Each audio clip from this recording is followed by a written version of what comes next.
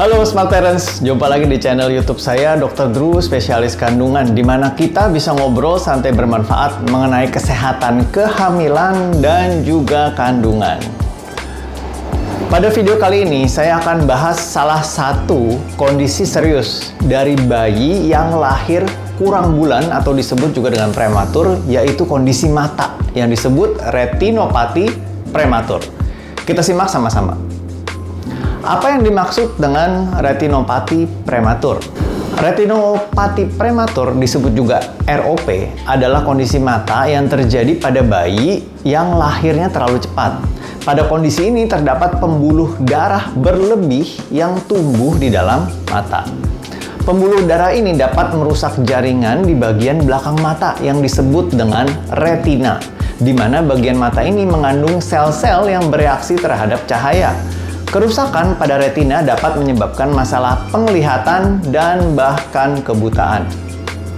ROP biasanya akan membaik seiring dengan pertumbuhan bayi. Tetapi, jika ROP ini parah, beberapa bayi mungkin memerlukan perawatan atau pengobatan tertentu. Apa saja gejala-gejala ROP? Kondisi ini biasanya tidak menimbulkan gejala apa-apa, Smart Parents, tapi dokter spesialis akan memeriksa tanda-tanda ROP pada semua bayi yang lahirnya prematur. Apakah ada tes tertentu untuk ROP? Dokter spesialis mata biasanya dapat melakukan pemeriksaan untuk memeriksa keadaan ini. Sebelum pemeriksaan mata, biasanya dokter atau perawat akan meneteskan obat tetes mata ke bayi untuk membuat pupilnya lebih besar. Ini disebut melebarkan pupil.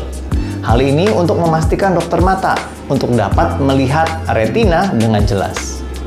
Seorang bayi mungkin tidak memerlukan pemeriksaan mata sampai mereka berusia kurang lebih 4-8 minggu. Setelah pemeriksaan pertama kali, dokter mata mungkin akan memeriksa mata bayi Anda setiap 1 hingga 3 minggu ke depan. Mereka dapat memeriksa untuk melihat apakah ROP ini semakin buruk atau membaik.